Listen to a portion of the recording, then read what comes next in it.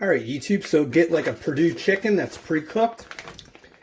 Throw that in the pan and put your stove on medium. All right, so take some Goya.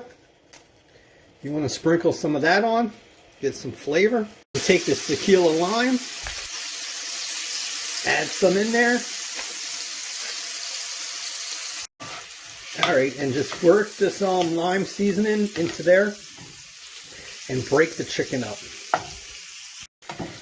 All right, so that's done. You can add whatever seasoning you want, and that's that. Look at all that sauce in there. And now it's time to go to the taco. All right, YouTube, we have a street taco by Mission. We got Monterey Jack cheese, which is this cheese right here. And we're gonna take some of this, and you see that liquid? You wanna pour some of this on your taco.